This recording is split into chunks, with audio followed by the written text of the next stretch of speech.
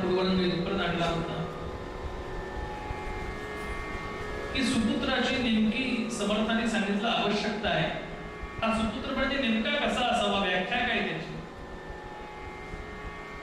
समर्थ सांगतात सुपुत्र संसारी, जो सुपुत्र असतो तोच कुलाचं मंडन ठरतो.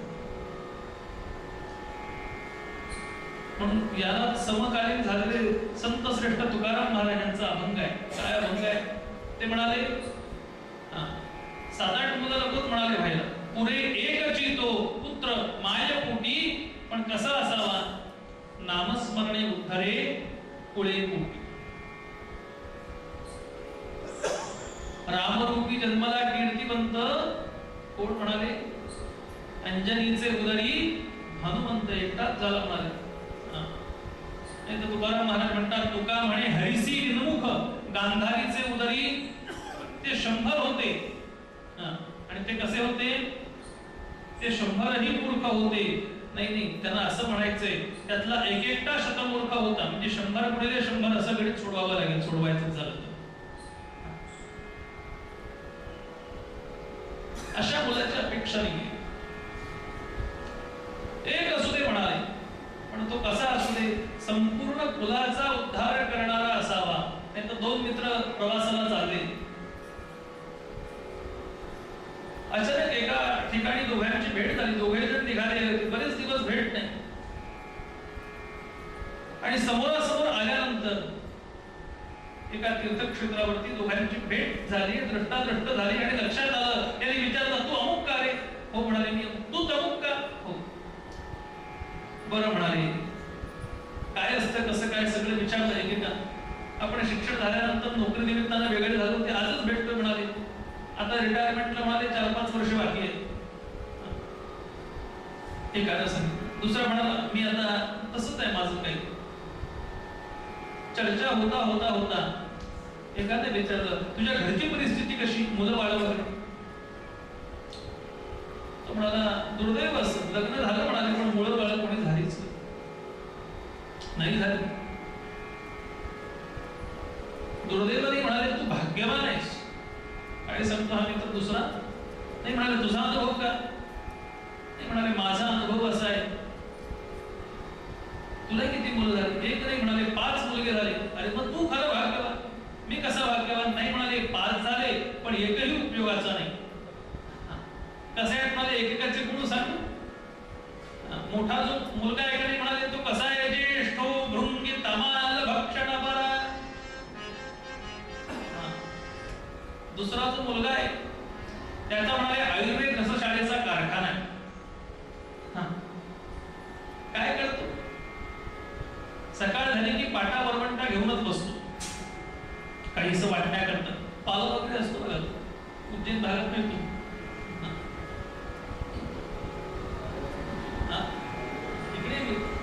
इकडलं माहिती नाही, मी तिकडे गेलो होतो दर्शनाला, तेव्हा दुकानच होती त्याची स्पेशल.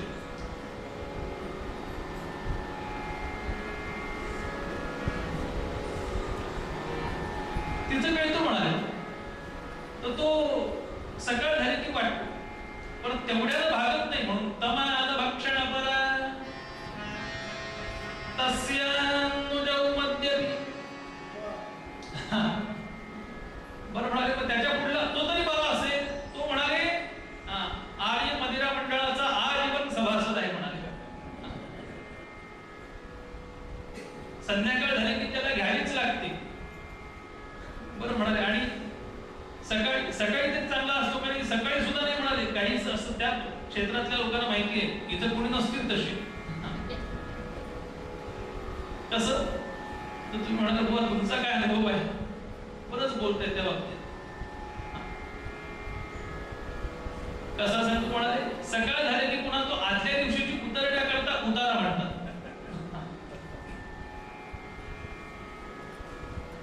बरं म्हणाले, दुसराही मुलगा असाच फुकट गेला. बरं तिसरा जरी चांगला असेल, तो तर मोठा म्हणाले गणिती आहे. द्युते लब्धरुचि स्थिती यतनयः तुर्यस्य वृत्तिं शृणु. तिसरा म्हणाले कसा आहे, तिसरा मुलगा तो फार मोठा गणिती आहे म्हणाले. गेल्या 10-12 वर्षाचा त्याच्याकडे रेकॉर्ड आकडं सापडेल. कसलं? पेपर मध्ये नेमका कुठला आकडा लागला कुठल्या दिवशी असं. द्यूते लब्धरुची स्थिती अदमयः तुर्यस्य वृत्तिं. चौथा म्हणाले तो तरी बरा आहे का? नाही म्हणाले. त्याच्या बाबतीत तुम्हाला सांगायचं तर म्हणाले त्याचे दोनच प्रयोग चांगले आहेत मराठी भाषेतल्या बाबतीत. कुठला? एक कर्मणी प्रयोग चांगला करतो तो आणि दुसरा कर्तरी प्रयोग चांगला करतो. भावी प्रयोगाचा त्याचा फारसा संबंध नाही. म्हणजे म्हणाले बरोबर 4-5 तारखेला तो रेल्वेच्या डब्यात असतो म्हणाले. पण तिकीट काढून असतो का? नाही म्हणाले. विदाऊट तिकीटच असतो. बरं करतो काय? ते पगाराचं पाकिट खिशात असतं त्याने ठेवलेलं. बरोबर तो इतक्या सफाईनं कात्री चालवतो, खिसा कापतो म्हणाले. घरी जाऊन तो जेव्हा बायकोच्या हातात पाकिट देण्याकरता हात घालतो का नाही, हात दुसऱ्या बाजूला बाहेर. म्हणजे म्हणाले 192 वेळा तुरुंगात जाऊन आलाय त्याकरता. बरं म्हणाले. चौथा तरी चांगला असेल. तो म्हणाले त्याच्यापेक्षा भयानक आहे. दर 2-4 दिवसांनी असा घरातनं बाहेर पडतो, रॉकेट चढवा आणि काडेपिटीनं घेताच बाहेर पडतो म्हणाले. पण तरी सुद्धा 2 घरांमध्ये जातो. एकदा यांच्या घरात जाईल, एकदा यांच्या घरात जाईल. आणि असं काही बोलून येतो दोघांकडे जाऊन की दोघं जण आपापसात एकमेकांची घर पेटवतात. बालस्तु यः पंचमः. पण म्हणाले लोकानां गृहाणि सततं दहते द्वित्रीणि चत्वारि वा. असे म्हणाले होऊन उपयोग काय म्हणाले? त्यापेक्षा नसलेले बरे. मुलगा कसा व्हावा म्हणाले? जो झाल्यामुळे पितरांना सुद्धा आनंद होतो. सज्जन हो, माणसावरती 3 प्रकारची ऋण आहेत. जो जो जन्माला आला ना त्याला 3 ऋण फेडावीच लागतात. कुठलं? पहिलं ऋण आहे देवऋण. देवाचं ऋण असतं आपल्यावरती. दुसरं ऋषींचं ऋण. तिसरं पितृऋण. ही 3 ऋण जीवाला फेडावीच लागतात. ती फेडली नाही तर म्हणाले त्यांना गती नाही. शतशृंग पर्वतावरती अनेको ऋषीमुनी तपश्चर्येला बसलेले अनेक. त्या ठिकाणी पंडुराजे गेले होते आपल्या दोन्ही स्त्रियांसह. आणि अशी बातमी आली. काय बातमी आली? कानावरती. तपारण्यामध्ये गेले होते. कारण काय? कुठला तरी शाप झाला होता. कुणाचा शाप झाला होता? एका हरणाचा शाप झाला होता. आणि त्या शापातून मुक्तता मिळावी, त्याचं परिमार्जन मिळावं म्हणून प्रत्येक ऋषींना भेटतात. सिद्ध होते असे ते मुनी होते. त्या सर्वांना भेटतायत आणि सर्वांना विचारतात यातून माझी मुक्तता होईल का? मला अपत्य नाही होत यामुळे. काय शाप होता? ज्यावेळी स्त्री संग करशील त्यावेळी तुझा मृत्यू होईल. आणि राज्याला वारस देता येत नाहीये असा विचार करताय. काय करावं? आणि कानावरती अशी बातमी आली की ही सर्व मंडळी सत्य लोकांमध्ये चालले. काही विशेष निमित्तानं पंडुराजाने विचारलं. म्हणाले आम्हाला येता येईल का? त्यांना सांगितलं तुम्हाला येता येणार नाही. सर्व ऋषीमुनी चालले होते. म्हणाले आम्हाला काय येता येणार नाही? तिथे म्हणाले जाण्याकरता संतती असावी लागते किंवा तसं पुण्य तप तरी केलेलं पाहिजे. पंडुराजांचं मन खिन्न झालं होतं. सज्जन हो, कशा करता? आपल्याला संतती नाही होत. स्वर्गामध्ये तुम्हाला जागा पाहिजे असेल तर पितृऋण फेडावंच लागतं. आणि ते पितृऋण फेडायचं असेल तर कशानं होतं म्हणाले? संतत्या पितृलोकेन. संतती झाल्यावर पितृऋण फिटतं. आणि देवऋण आणि ऋषीऋण, देवांचं ऋण फेडायचं असेल तर एखादा यज्ञयाग करावा वर्षाकाठी म्हणाले. ऋणम देवस्य यागेन. आणि ऋषींचं ऋण जर फेडायचं असेल तर ऋषीणाम दान कर्मणा. काहीतरी दान देत चल. दानानं ऋषीऋण फेडतं आणि यागानं देवऋण फिटतं. पण मनुष्य ऋण जर फिटायचं असेल, मनुष्य लोकांमध्ये आल्यानंतर मनुष्याला पितृऋण जर फेडायचं असेल तर मनुष्याला काय होणं आवश्यक आहे? संतती होणं आवश्यक आहे. मग ती कशी व्हावी? कशीही झाली तर चालेल का? समर्थ म्हणाले कशी तरी झाली तरी सुद्धा म्हणाले ते काय करतात सांगू का? आम्ही जे इथे काही करत असतो का नाही त्याचे पडसाद वरती उठत असतात. तुम्ही इथं चांगलं केलं तर पितरांना चांगल्या गोष्टी मिळतात. ठेवतात. तुम्ही इथं वाईट वागला तर त्याचाही त्रास त्यांना तिथं होतो. कनेक्शन असं आहे तुमचं. पद्मपुराणकार सांगतात आमच्या कुलामध्ये जर म्हणाले हरिभक्त जन्माला आला, पद्मपुराणकार काय म्हणाले सांगू का? आस्फोटयन्ति पितरः नृत्यन्ति च पितामहः. म्हणजे वडील लोक जे असतात ते वरती गेलेले ते टाळ्या वाजवतात. आजोबा असतात ते नाचायला लागतात. का? मदवंशे वैष्णवो जाता. माझ्या कुलामध्ये हरिभक्त जन्माला आला, सहस्रावतार भविष्यती. सज्जन, असा या संततीचा महिमा आहे. पण तो कसा असावा? संतान कसं असावं म्हणाले? सुसंतान असावं. समर्थाना संतानाची अपेक्षा आहे ती सुसंतानाची आहे. आणि असा जो सुसंतान असेल तो स्वतः करतो आणि किती कुळांचा उद्धार करतो. भक्त तरे तारी 42 कुळे. समर्थाने 42 हा आकडा जो ठेवला का नाही, त्याच्या मागे काय कारण आहे? म्हणजे मुलींना त्यातून वगळलेलं नाहीये ते. मुलगी सासरकडल्या 21 आणि माहेरकडल्या 21 दोन्ही पिढ्यांचा अशी 42 कुळांचा उद्धार करते. मुलगा झाला तर 21 पिढ्यांचाच करेल. म्हणून समर्थाने शब्द तिथे वापरला. भक्त तरे तारी, तो स्वतः करतो आणि 42 पिढ्यांचा उद्धार करतो. 42 कुळे भक्तीचे मुळे जगदोद्धार. जगाचा उद्धार जर व्हायचा असेल तर ते संतान कसं असलं पाहिजे म्हणाले? हरिभक्त असलं पाहिजे. हरिभक्त असलं पाहिजे. प्रसंग असा आहे रामायणामध्ये घडलेला. काय प्रसंग घडला? रामचंद्र, लक्ष्मण आणि सीता मातोश्री अरण्यामध्ये. राम कुठेतरी असे कंदमुळं फळं गोळा करण्याकरता गेले. लक्ष्मण तिथंच होता. लक्ष्मणाला सांगितलं सीतेची काळजी घे. आणि सीता मातोश्रींना झोप यायला लागली. पर्णाची शय्या केली गवताची आणि झोपायला त्यांना सांगितलं. पण झोप डोक्याखाली दगड घ्यायची सवयच नव्हती. त्यांचं पाऊल जे पडलं होतं का नाही, ते पहिल्यांदाच बाहेर पडलं होतं. पृथ्वीला कधी त्या पावलाचा आजपर्यंत स्पर्श झालाच नव्हता.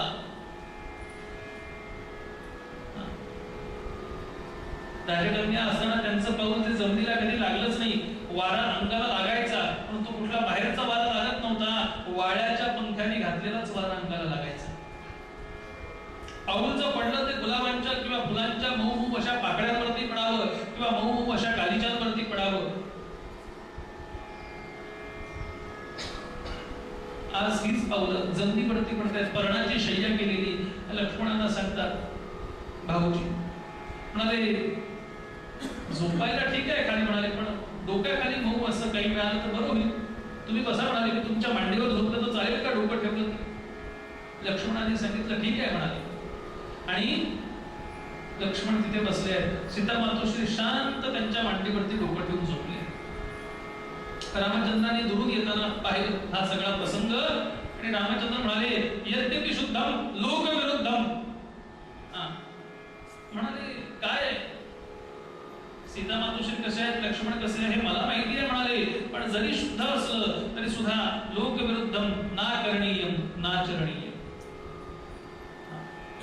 कारण असे म्हणाले काटा दृष्टीनं पाहणारे लोक भरपूर असतात. काय चाललंय? दोन माणसं जाताना दिसली. मी पहिल्यांदा जेव्हा लग्न झालं का नाही तेव्हा पुण्यामध्ये, तेव्हा मी धोत्रामध्ये असायचं. धोत्रामधून चाललो की आता बरोबर त्या असल्या सौभाग्यवती लोकांची बघण्याची दृष्टी कशी असायची सांगू का? माझ्याकडं कशी असायची? कुठल्या बाईला घेऊन चाललाय?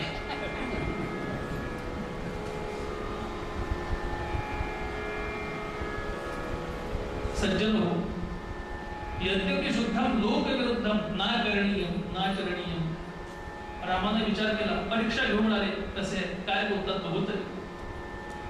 परीक्षा घेण्याकरता प्रश्न विचार वाल्मिकी रामायणामध्ये श्लोक आहेत सज्जनाने. काल मी सहज जेवण झाल्यानंतर यांच्याबरोबर शतपावली घालत होतो तेव्हा त्यांनी मला काही वाल्मिकी रामायणाचे आधार सांगितले.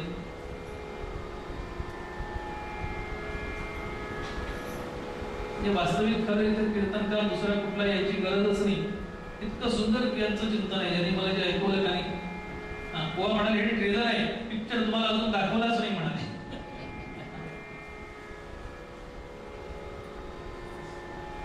पण यांचं झालं तर हे मला म्हणाले, बुवा म्हणाले एका श्लोकावरती 16 लेख झाले म्हणाले, अजून आमची गाडी पहिल्या ओळीवरतीच आहे, दुसऱ्या ओळीला कुठंतरी सुरुवात केली आहे म्हणाले. हे 16 लेख जर एका ओळीवरती येणारी माणसं असतील, हा, यांच्या समोर आम्ही कीर्तन करणं म्हणजे काय आहे? तरी सुद्धा आम्ही करतो आणि ते कौतुकानं करून पाहतात. कसं आहे, मुलगा बराच करतोय ना कीर्तन. सांगायचा मुद्दा असा, वाल्मिकी रामायणातला श्लोक आहे, त्यांना सांगितलं, रामाने पोपटाचं रूप घेतलं आणि हाक मारतात लक्ष्मणाला, लक्ष्मणा हे लक्ष्मणानं वर पाहिलं, तो पोपट नुकताच कंठ फुटलेला असा तो पोपट पाहिला मात्र, आणि तो पोपट बोलायला लागला. काय बोलायला लागला? पुष्पम दृष्ट्वा फलम दृष्ट्वा दृष्ट्वा स्त्रीणां च यौवनं ज्ञानस्थिता परस्त्रीचे कस्य मोच्चलते मनः. काय प्रश्न विचारला? प्रश्नातली खोज लक्षात आली, प्रश्नातली खोज लक्षात आली लक्ष्मणाच्या. काय प्रश्न विचारला होता? फुल पाहिलं, एखादं चांगलं फुल लागलेलं गुलाबाचं आम्हाला दिसलं की वाटतं का नाही ते आपल्याला मिळावं. आमच्या पुण्यामध्ये लोक जातात मॉर्निंग वॉकला बाहेर. कसे जातात? छत्री असते किंवा काठी असते, एक पिशवी असते बरोबर. जाताना दुसऱ्याच्या झाडाची फांदी वाकडी करून फुलं काढून पिशवीमध्ये भरल्याशिवाय जातच नाही पुढे. पहाटे पहाटे बॅटरी घेऊन जातात, फुलं बघतच चालत मॉर्निंग वॉक. पुष्पम दृष्ट्वा, एखादं चांगलं फळ दिसलं, वैशाख महिन्यामध्ये कैऱ्या लागलेल्या असतात, आंबा तयार झालेला असतो, मग त्या कैऱ्या पडायच्या काठीवर. फलम दृष्ट्वा दृष्ट्वा स्त्रीणां च यौवनं. लक्ष्मणा कुणाचं म्हणून विचलित होत नाही, सांगू घ्या. उत्तर याचं असं आहे, कुणाचंही मन विचलित होतं, रामाला अपेक्षा होती. लक्ष्मण म्हणाला, ऐकतोय. लक्ष्मण शांत राहिला पाहिला आणि पुन्हा प्रश्न विचारला, लक्ष्मणा सांगू घ्या. अग्निकुंभ समो नारी घृतकुंभ समो नरः. स्त्री कशी आहे म्हणाले? अग्निकुंडासारखी आहे. पुरुष कसा आहे? घृतकुंभासारखा आहे. आणि ज्यावेळी ते दोन्ही अग्नीच्या जवळ ज्यावेळी तूप येतं का नाही त्यावेळी ते वितळतच म्हणाले, त्यावेळी ते वितळतच. लक्ष्मणानं पाहिलं आणि त्यानं उत्तर दिले. काय उत्तर दिले? वाल्मिकी रामायणातला श्लोक सांगू तुमच्या समोर.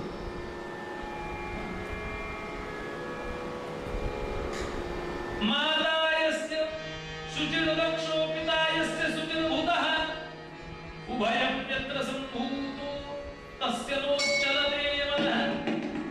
ज्याची आई आणि वडील हे कसे आहे? शुचिर्भूत आहे, दक्ष आहे, अशा माणसांच्या म्हणाले त्यांची जी संतती आहे का नाही त्यांच्यापासून झालेली शुद्ध बीजापोटी फळं येतात म्हणाले. ती कशी असतात सांगू का? ती रसाळ आणि गोमटीच असतात. त्यांचं मन विचलित होत नाही म्हणाले. तस्य नोच्चलते मनः. कुणाचं? माता यस्य शुचिर्दक्षो पिता यस्य शुचिर्भूतः. दोनही म्हणाले, माताही शुचिर्दक्ष आहे आणि पिताही शुचिर्भूत आहे. अशांच्या पासून जन्माला आलेली जी संतती आहे का नाही, आम्ही म्हणतो आमची मुलं चुकीचं वागतात, मुलं ऐकत नाहीत. मुलं ऐकत नाहीत म्हणजे मुलं कोणाची आहेत सांगा? मुलं तुमचीच आहेत.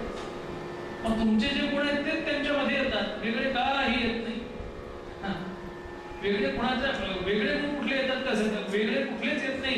जे येतात ते तुमचेच येत असतात म्हणाले. म्हणून संतान व्हावं. कसं व्हावं? समर्थांची अपेक्षा आहे असं संतान व्हावं. आणि त्याकरता आई वडील मुळात चांगली पाहिजे, त्याकरता बीज चांगलं पाहिजे. जर बीज एका शेतकऱ्यानं उत्तम मशागत केली, मेहनत खूप केली म्हणाले, बाकीच्या शेतकऱ्यांपेक्षा मेहनत केली, पाऊसही त्या वर्षी चांगला लागला, पण हा शेताच्या कडेवर नसताना रडायला लागला म्हणाले. बाकीच्यांची पिकं एवढी मोठी झाली आणि म्हणाले एवढं आमच्या शेतामध्ये पाऊस लागून सुद्धा पीक आलंच नाही म्हणाले. इतकी मेहनत केली, जाळा भास काय करायची ती केली, पण तण सुद्धा काढले म्हणाले, पण पीक का आलं नाही. सगळे शेतकरी जवळ आले, म्हणाले तुम्ही काय रडता, काय झालं म्हणाले. म्हणाले इतकी मेहनत केली तुमच्यापेक्षा. म्हणाले तुम्ही बी कुठलं पेरलं? म्हणाले बीज पेरलं नाही. बिन पेरता केलेली मेहनत किंवा घाणेरडं पीक पेरलं आणि त्यानंतर केलेली मेहनत फळ येईल का त्याला सांगा? चांगलं फळ येणारच नाही. बीजही चांगलं पाहिजे आणि सज्जन हो कर्मही आमची चांगली पाहिजे. आणि याकरता आजचे प्रत्येक समर्थ सांगतात, काय म्हणतात ते? बाजीवा एखादं तरी सुसंतान तुझ्या पोटी असेल ना तर म्हणाले तुझं जीवन उत्तम जाईल. त्या मुलाची लक्षणं आहेत काही, कसा मुलगा असावा म्हणाले आमचे शास्त्रकार सांगतात. त्या मुलानं कसं वागावं, कसं राहावं, काय करावं, काय करावं? जीवतो वाक्य करणा मृता हे भूरी भोजना गयायां पिंडदानाश्च त्रिभिः पुत्रस्य पुत्रता. पुत्राची 3 लक्षणं आहेत सांगितलेली सज्जन. मुलानं 3 गोष्टी केल्याच पाहिजेत. कुठल्या कुठल्या? आई वडील जिवंत असताना त्यांचं म्हणणं ऐकलं पाहिजे. जीवतो वाक्य करणा मृता हे भूरी भोजना. आई वडील गेल्यानंतर 13व्या 14व्याच्या दिवशी लोक बोलावून त्यांना जेवण घालतात का? तसं जेवण घालावं म्हणाले. आणि तिसरं कर्तव्य मुलाचं जीवतो वाक्य करणार मृता हे भूरी भोजना आणि गयायाम पिंडदानाश्च. च हा शब्द वापरला तरी च हे अव्यय म्हणजे काय? च म्हणजे आणि. म्हणजे असं नाही करायचं जीवतो वाक्य करणार किंवा मृता हे भूरी भोजना किंवा गयायाम पिंडदानाश्च नाही. किंवा हे अव्यय नाही. तिथे काय आहे? जीवतो वाक्य करणार आणि मृता हे भूरी भोजनात आणि गयायाम पिंडदानाश्च. अशा 3 गोष्टी जो करतो का नाही त्याला पुत्र असं म्हणतात. काहींची शंका अशी आहे की म्हणाले गयेला जाऊन एकदा श्राद्ध करून आलं की मग म्हणाले मग पुन्हा श्राद्ध करायचं नाही का? लोक शंका खूप विचारतात. मग श्राद्ध करायचं का करायचं नाही? शास्त्र असं सांगतं गयेला जाऊन जरी श्राद्ध केलं तिथं गेल्यानंतर विशेष पोळ आहे. अगदी विष्णुपदाला जा, रुद्रपद कुठेही जा म्हणाले तिथं श्राद्ध केलं का नाही, काशी गया प्रयाग सगळीकडे तरी सुद्धा म्हणाले तरी सुद्धा वर्षाच्या काठी वर्ष श्राद्ध आणि महालयामध्ये महालय ह्या 2 गोष्टी जीवानं पुरुषानं केल्याच पाहिजे. श्राद्धाचा अधिकार मुलाला सांगितला तसा मुलीला सुद्धा आहे, पत्नीला सुद्धा आहे. अगदी शेवटी सांगितलं कोणीच नाही मिळालं तर त्यांचे जे कुलपुरोहित असतात त्यांनी त्यांच्याकरता श्राद्ध करावं.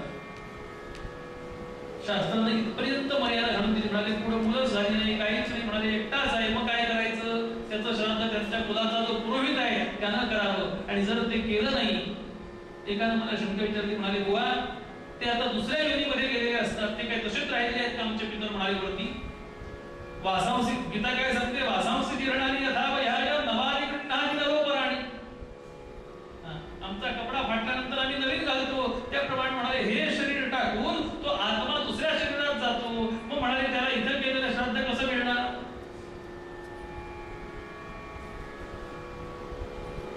कोणी विचारलं, एका चांगल्या डॉक्टरनी मला प्रश्न विचारला. म्हटलं म्हणाले याचं उत्तर तुम्हाला सांगू का? म्हटलं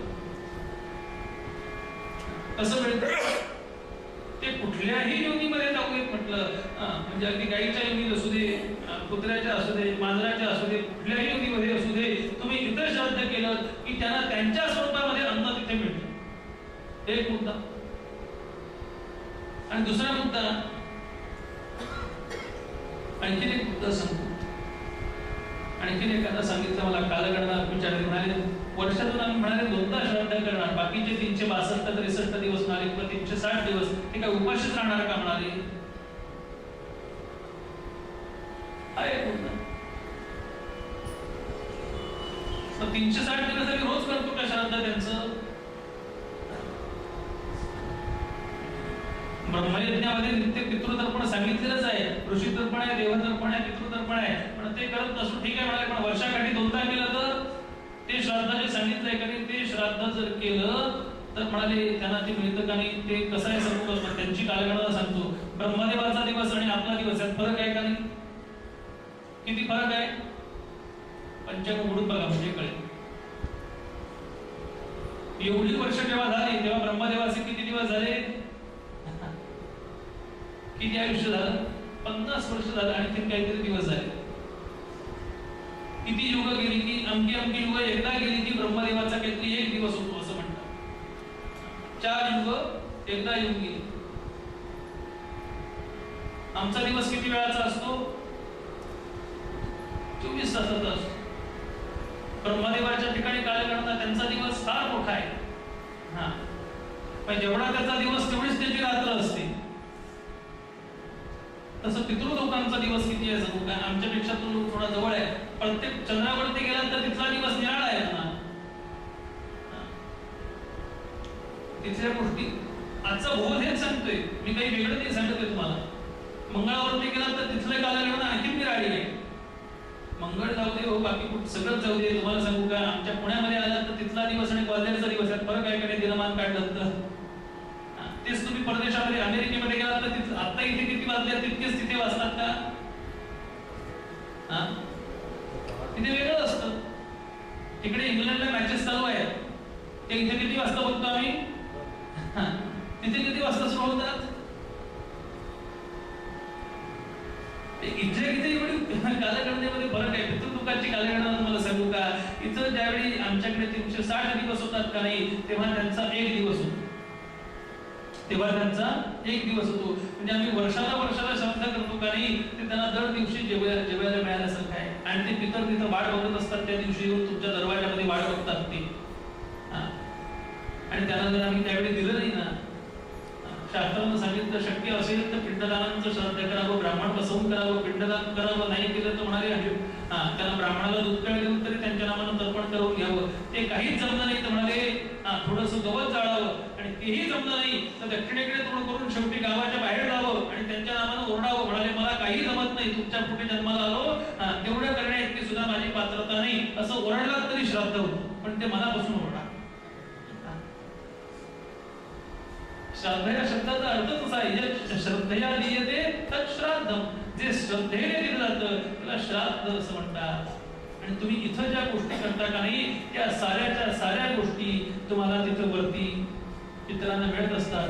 त्या पितरांना कशा मिळतात आणि उत्तम मुलाची आणखीन काय लक्षण आहेत, हा विषय उद्याच्या कीर्तनामध्ये आपल्याला पाहायचा आहे. 7:20 झाल्यामुळे मला सांगितलं बुवा जरा कथाभाग जास्त सांगा, त्यामुळे कथाभाग जास्त. मूळ पदामध्ये 50-50 अगदी करतो मी, बरोबर. मूळ पदामध्ये आमचे आजचे पद्यकर्ते सांगतात, समर्थ रामदास स्वामी महाराज म्हणाले